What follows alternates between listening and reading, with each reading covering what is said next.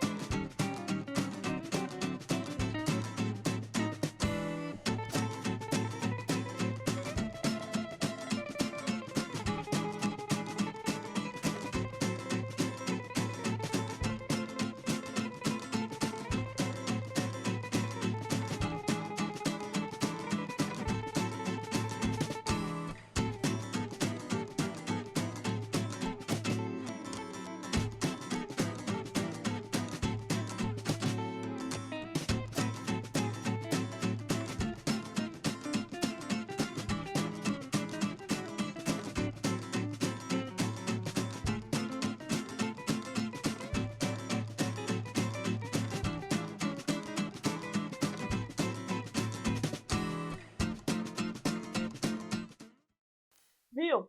É um modelo muito prático, muito fácil de fazer, você não precisa saber costurar, você não precisa ter uma máquina de costura. Aqui no canal a gente tem 3 tipos de costuras manuais que você pode substituir. Além da linha encerada, ela ser um adereço do modelo, onde você pode utilizar ela até na parte de cima. Enfim, solte a sua imaginação. É um modelo muito gostoso e rapidinho de ser feito. Se você quer ver mais tutoriais como esse aqui, quer escolher um modelo, se você tem vontade de ver um modelo de uma forma rápida e prática, coloca aqui nos comentários. Ou se não, segue a gente lá no Instagram, que sempre tá rolando votação também. Caso você queira se aprofundar mais em técnicas de fazer calçado à mão, aqui na descrição do vídeo tem o link da escola, com diversos cursos, tanto online quanto presenciais também, que vai ser uma honra te receber aqui na escola. Então não deixe de apertar o sininho para você receber, as notificações dos próximos tutoriais e modelinhos.